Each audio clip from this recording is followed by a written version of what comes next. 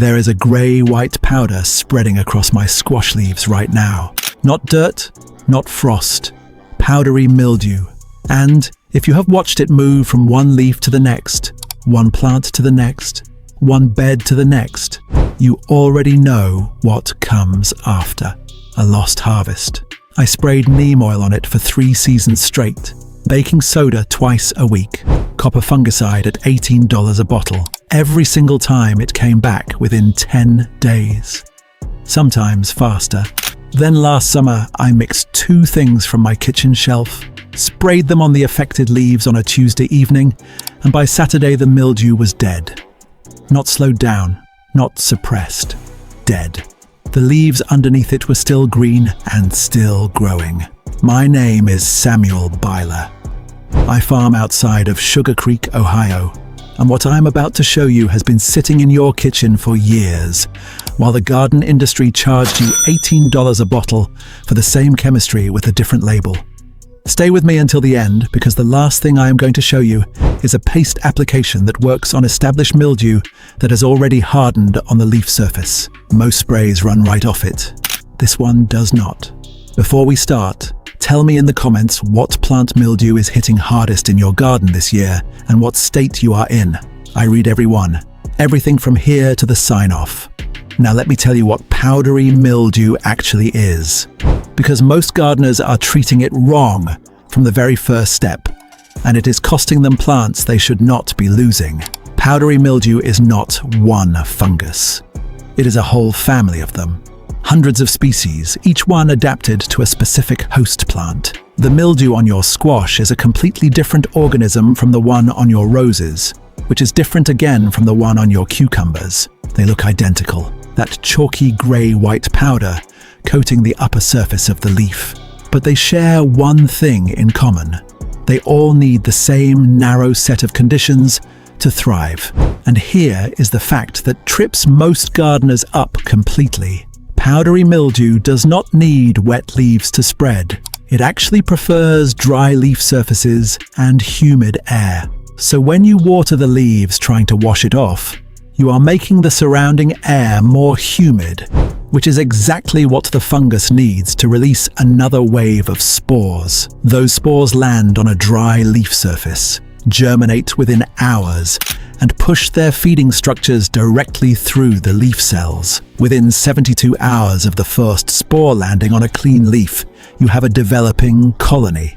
Within a week, you have spores releasing to the next plant downwind.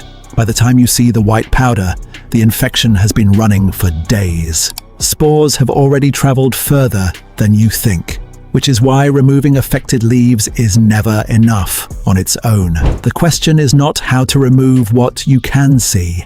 The question is how to change the surface of the leaf so the fungus cannot survive long enough to release another generation. And that is exactly what this $2 powder does. The powder is boric acid, not borax, which is what most people grab by mistake. Boric acid is the refined form of boron mineral. Finer, purer, more concentrated.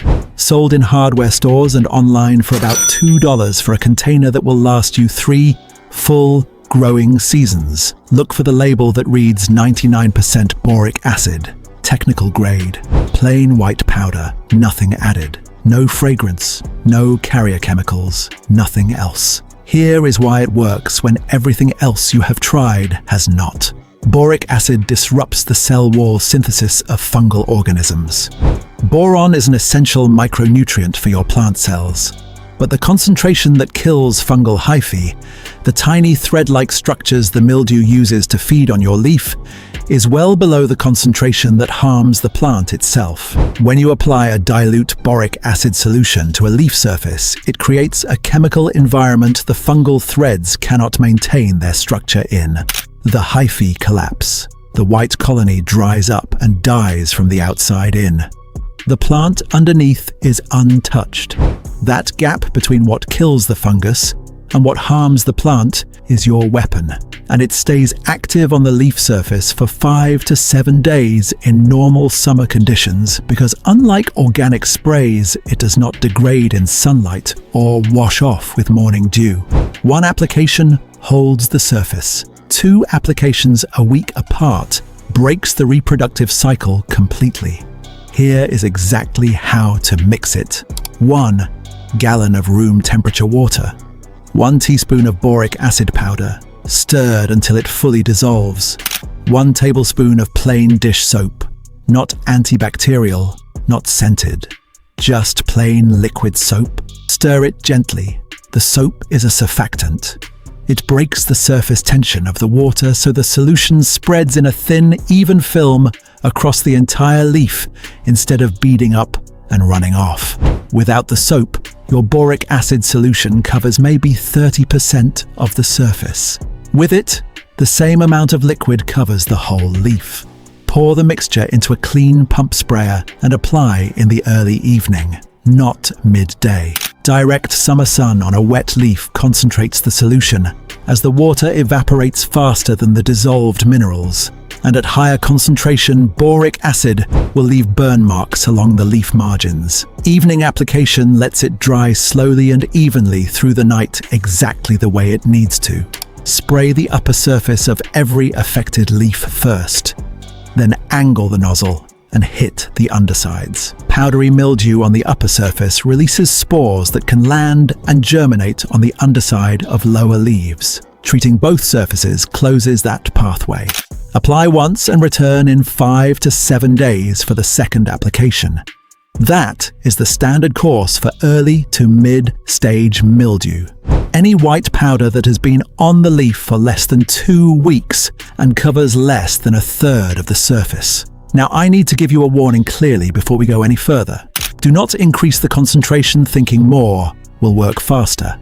1 teaspoon per gallon is the working dose. 2 teaspoons per gallon is where leaf margin burn starts appearing on sensitive plants like cucumbers and zucchini. At a tablespoon per gallon, you will damage the plant you are trying to save. Minerals do not behave like organic sprays. With neem oil, a little too much means some leaf burn. With boric acid at the wrong concentration, you can defoliate a bed inside a week. 1 teaspoon per gallon. Write that on the container before you put it on the shelf. Now here is the piece I promised you at the beginning. The paste. This is the application for established mildew that has been on the leaf for more than 2 weeks and has hardened into that thick, chalky layer that liquid sprays run straight off of. At that stage, the fungal mat is dense enough that surface tension prevents a liquid from penetrating to where the hyphoi are actually feeding. The spray hits the top of the colony and runs off the edge of the leaf. The paste gets underneath. Here is how to make it. 2 tablespoons of boric acid powder, 1 tablespoon of plain dish soap. Just enough warm water to bring it to the consistency of thin yogurt. Stir until the powder is fully dissolved into the soap and water. Thick enough to stay where you put it, but thin enough to spread with a soft brush. Use a small paintbrush. Apply it directly onto the mildew patches, pressing gently into the surface, not scrubbing, just making contact. The soap holds the paste against the surface while the boric acid penetrates through the colony and reaches the feeding structures underneath. Leave it for 12 to 18 hours. Come back with a damp cloth and wipe the area clean. What you find underneath is dry, dead fungal material and a leaf surface that is still green and intact. Apply the spray formulation to the same leaves 2 days later to treat any residual infection. 1 paste treatment, 1 spray follow-up. That is the protocol for established mildew. I have used this combination on squash vines that were more than half covered and brought them back to full productivity within 10 days. Not every time, but consistently enough that it is now the first thing I reach for instead of the last. Now, let me tell you why this knowledge disappeared, because understanding that is part of holding on to it. In the 1940s and 1950s, agricultural extension offices across this country published detailed bulletins on boron compound use in home gardens. Boric acid for fungal control was documented alongside its use as an insect bait and a soil amendment. These were not fringe publications. They came from land-grant universities and the United States Department of Agriculture and they were handed to home gardeners through county extension offices. Then, the synthetic fungicide era arrived. Products backed by company research and aggressive distribution moved into the same extension system that had promoted boric acid a decade earlier. The companies could patent their molecules. They could not patent a mineral. So the marketing went behind what generated revenue, and the mineral knowledge quietly fell out of the printed guides. By 1975, you could walk into a county extension office and ask about boric acid for garden fungus and get a blank look. Not because the information had been disproven, because it had been deprioritized until it was effectively invisible. That is what this channel exists to undo. Not chase problems, not sell solutions. Pull out what got set aside and hand it back to the people it belonged to in the first place. Now, 2 more things before I close, because these determine whether the treatment holds through the rest of the season. The first is airflow. Powdery mildew establishes fastest in the still, humid air that collects inside dense plant canopies. Every squash plant, every cucumber vine has pockets of trapped air, where humidity builds through the morning and never fully disperses. That is where the first colonies start. After you treat with boric acid, go back to the plant and remove any leaf that is more than 50% covered, any leaf yellowing from the base, and any large lower leaves that are blocking air movement through the center of the plant. Do not remove more than 1/3 of the total leaf mass at one time, but open up the interior so air can move through it. You are not just treating what is there, you are changing the environment so the next generation of spores cannot find what they need to germinate. The second is timing.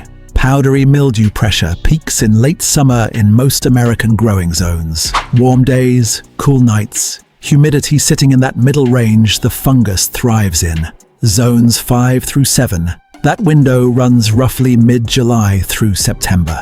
Start your preventive spray before you see mildew. One application of the spray formulation in early July on any plant that has had mildew problems in previous years. Not because you see a problem, because you know the conditions are about to create one. That single preventive application changes the leaf surface chemistry before the spores arrive. They land, find a hostile surface, and fail to germinate. Prevention at 1 teaspoon per gallon costs almost nothing and about 20 minutes. Remediation after a full infection costs significantly more of both and does not always save the plant. My grandfather called it working ahead of the trouble. He did not wait for problems to arrive and then react. He prepared the ground, the plant, the surface for what he knew was coming based on the time of year and the conditions he could feel in the air. That is the whole philosophy behind everything I share on this channel.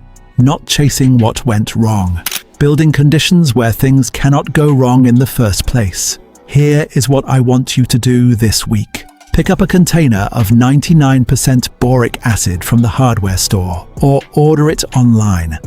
About $2. Mix the spray formulation exactly as I described.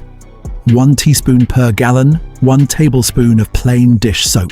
Go out to your garden in the evening and look at every squash, cucumber, and zucchini plant you have. White powder on any leaf, spray it tonight. No white powder yet, spray it anyway as a preventive on anything that had mildew last season. Come back in 7 days and spray again. That is the complete protocol for early and mid-season mildew. If you find established mildew already hardened on the surface, make the paste first, 12 hours. Wipe it clean, spray 2 days later. 2 applications 1 week apart for early mildew. 1 paste treatment, followed by 1 spray for established mildew. That is the whole system. The garden center does not want you to know this because there is no margin in a $2 container that lasts 3 seasons. The $18 spray bottle you empty in 6 weeks and replace every summer is the product the industry built to replace what I just showed you. Subscribe if you want to keep getting this kind of knowledge back, because next time I am going to show you what I put down around my tomato beds every August that shuts down late blight before it starts using the same philosophy and a different mineral entirely. Tell me in the comments what plant mildew is hitting right now and what you have already tried. I want to know what you are working against. I am Samuel Byler. I will see you in the next one.